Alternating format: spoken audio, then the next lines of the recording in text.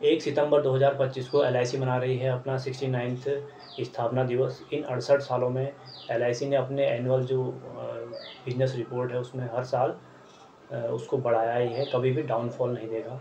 तो आज की वीडियो में हम देखेंगे कि एलआईसी में ही निवेश क्यों करें, किन कारणों से एलआईसी अभी भी टॉप पर है, तो वो हम जानेंगे।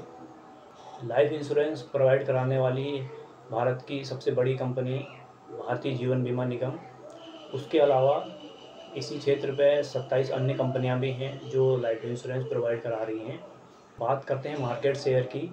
मार्केट में 70% जो मार्केट शेयर है केवल एलआईसी के पास है। बाकी की जो 27 कंपनियां हैं उनके पास 30% लगभग जो मार्केट शेयर रहता है। यानी कि देश भर में यदि 100 पॉलिसियाँ यदि सेल होती हैं तो उनमें से 65 से 70 पॉलिसीज़ जो ऐसी हैं जो एलआईसी कंपनी ही सेल करती है। बाकी की जो 30 पॉलिसी हैं वो जो 27 कंपनियां हैं वो सेल करती हैं। इसके पीछे जो मेन कारण है वो है एलआईसी के जो बढ़े हुए बोनस रेट हैं, साथ ही एलआईसी के यूनिक प्लान्स हैं, और सबसे बड़ा जो कारण है वो है लोगों का एलआईसी के प्रति जो विश्वास है।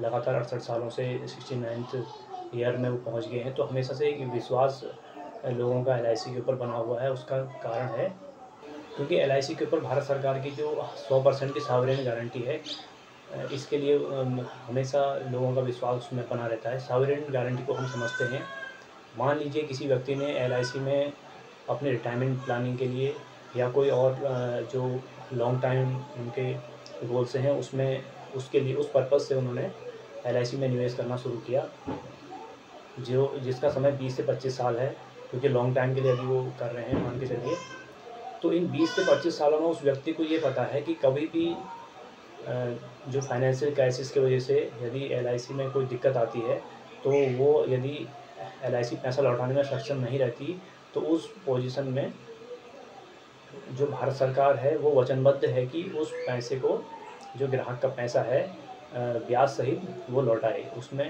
जो सॉवरेन गारंटी है, उस सॉवरेन गारंटी आप गूगल में चेक कर सकते हैं।